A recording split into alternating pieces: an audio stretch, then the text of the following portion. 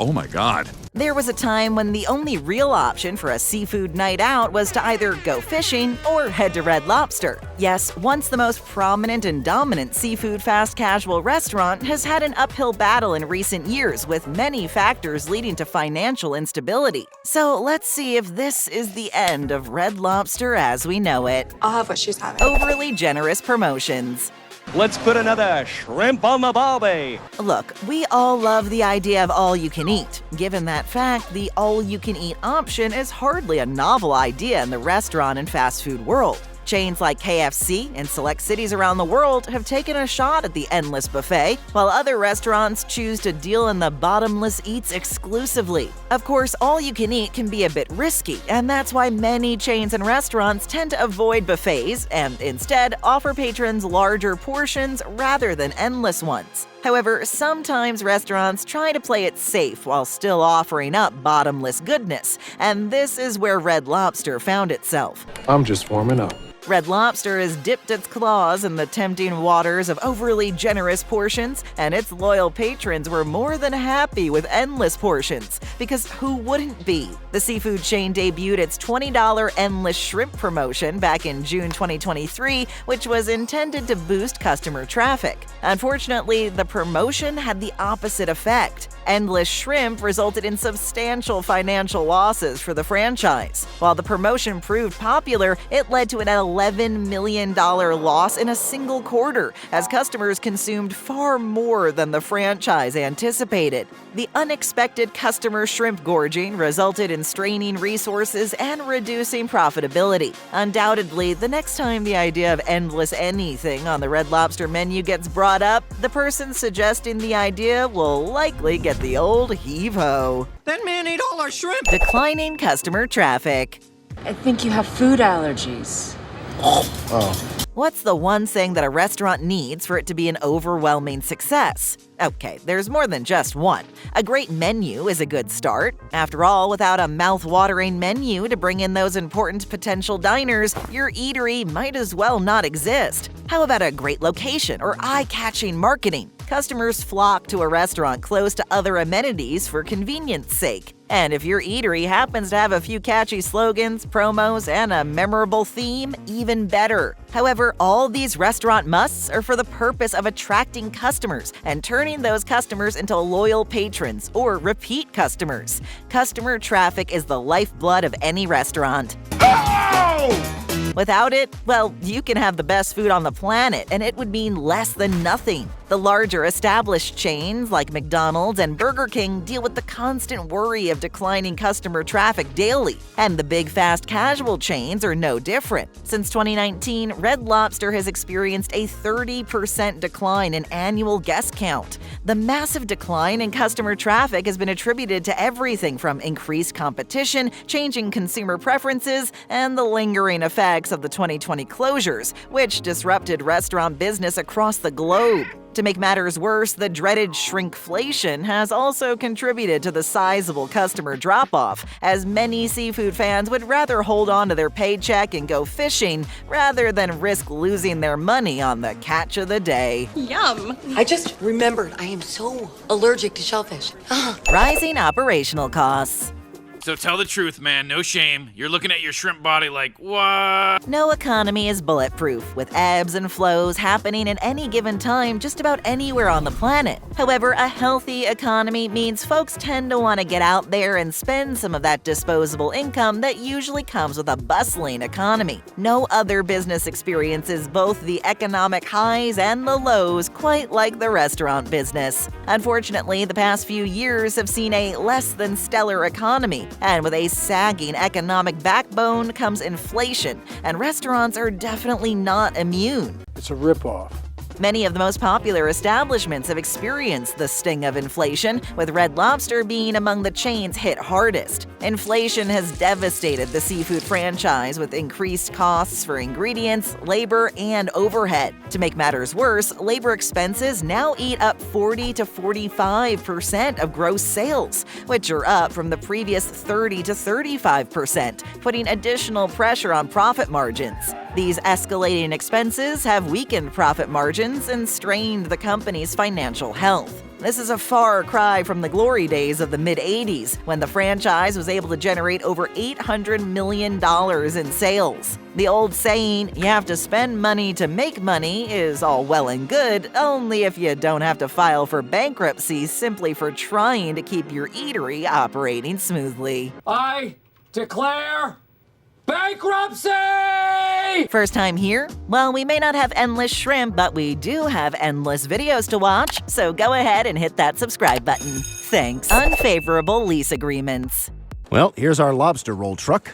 At one point, you couldn't turn a corner without setting your eyes on a Red Lobster. While that may be a bit of an exaggeration, the seafood franchise was nonetheless widespread across the country, not to mention internationally. Yes, the chain enjoyed quite a respectable chunk of the fast casual market, especially when it came to seafood, as you'd be hard-pressed to find a larger chain specializing in the delicacies from under the sea. Unfortunately, folks are finding fewer locations of their favorite seafood chain, and this is in no small part due to the rising cost of rent and ridiculous lease agreements. To put it in a nutshell, Give me rent. the chain is plagued with above-market leases, which it owes to a legacy from previous ownership decisions, specifically American Realty Capital buying Red Lobster's real estate only to sell it back to them with some inflated leases in 2014. These costly agreements have limited financial flexibility and contributed to ongoing financial difficulties. In 2023, Red Lobster's lease obligations totaled $190 million,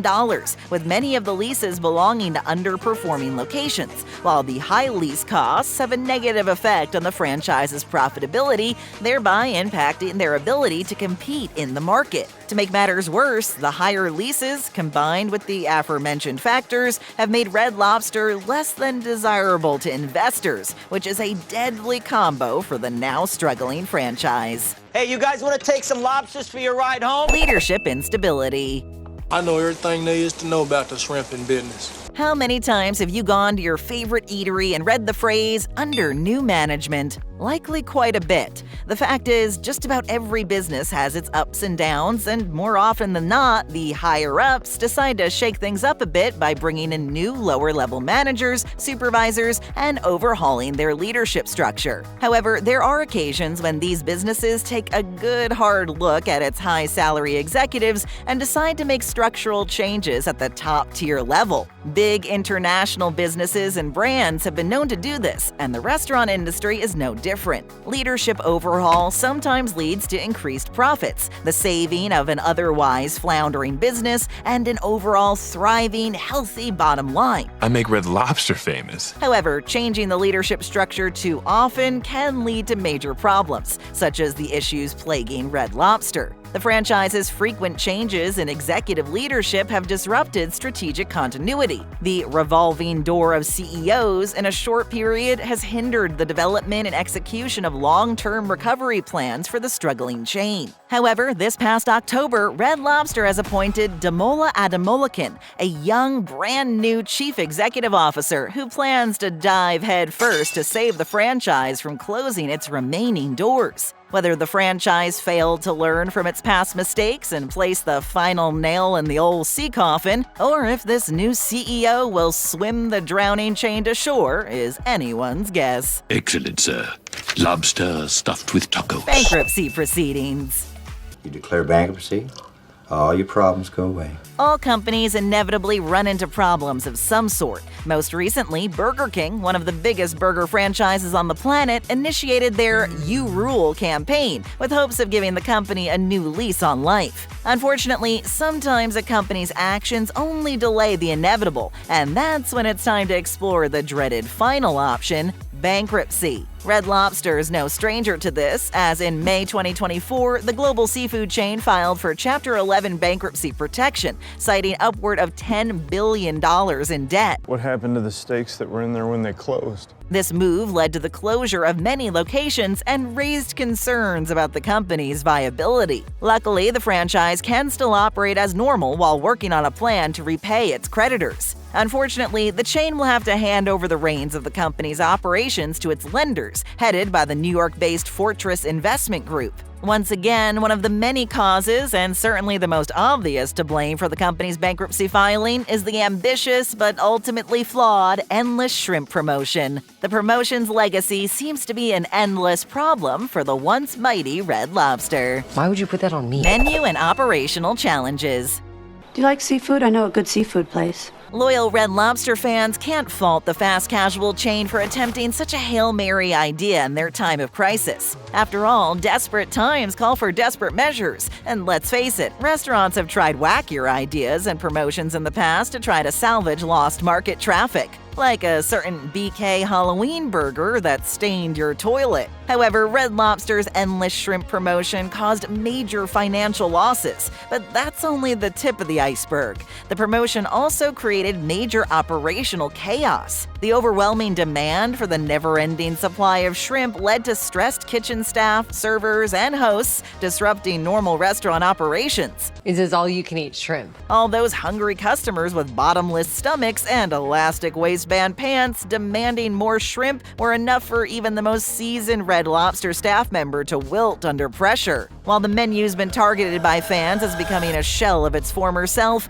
the company has stated it plans to restructure the menu, simplifying it while also bringing back popular items. Fan favorites like Hush Puppies will be making a triumphant comeback to hopefully fix the issues left behind by the endless shrimp fiasco. In fact, the item is proving to be so popular that its potential return has caused a social media riot. Acknowledging large missteps and a shiny new menu is great and all, but let's hope the hardworking Red Lobster staff have seen the last of the stress brought about by a bad idea. Oh, this is horrible! Supply chain disruptions. We should just go straight to the source. We know problems with any given restaurant usually stem from issues already covered. However, sometimes the problem isn't with the chain itself, but instead with the suppliers. Yes, the all-important yet often overlooked supply chain is as important to a restaurant's well-being as the delicious menu items and a welcoming staff. If an issue does happen to arise, the results can be pretty devastating. In the case of Red Lobster, the issue started with the endless shrimp promotion. Again, the popularity of said promotions led to shrimp shortages and supply chain issues, further complicating operations and customer satisfaction. However, the issues between the seafood chain and suppliers were much worse. Are you sure? Red Lobster also happened to be late with payments to their suppliers, with some payments being as late as 60 and even 90 days. Of course, the pandemic only exaggerated supply chain chaos as it caused issues with just about everything else. Fortunately for the seafood giant, their suppliers aren't like your average run-of-the-mill 70s loan shark. Otherwise, the company could end up with more than just a dwindling clientele thanks to those late payments. You guys are getting paid? Competitive market pressures.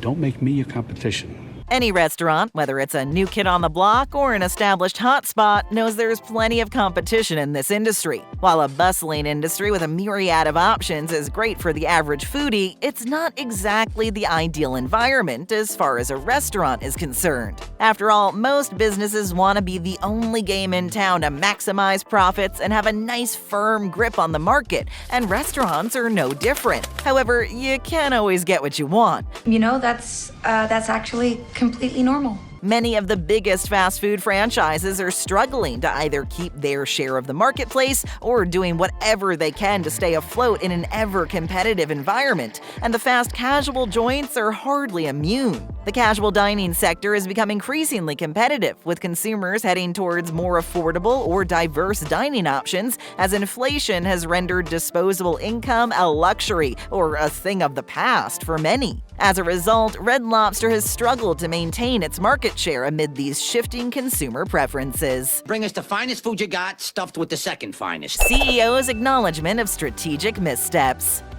It's a trap! Every company's going to make a few fumbles every now and then, but in order to continue to run a successful business, it's important to acknowledge mistakes that were made, correct them, and move forward. This seems to be what the newly appointed CEO of Red Lobster is set to do. The 35-year-old Damola Adamolican has openly discussed the devastating impact of the endless shrimp promotion, stating, "I know how to do math," highlighting the unsustainable nature of the deal. Damola has emphasized the need for strategic changes to restore profitability and operational stability, and it all starts with his 3 Tactics initiative. Okay. Damola's plans include improving table service, sprucing up dining rooms, and using more technology, and rethinking the endless shrimp promotion. That's right, the new man in charge hasn't pulled the idea of bottomless shrimp off the table, stating, "I never want to say never, but certainly not the way it was done." Whether this is wishful thinking or a case of some people never learning a lesson has yet to be seen. Is this all you can eat shrimp? Hungry for more? Of course you are. So go ahead and check out another great video. Just stay right here to keep on watching.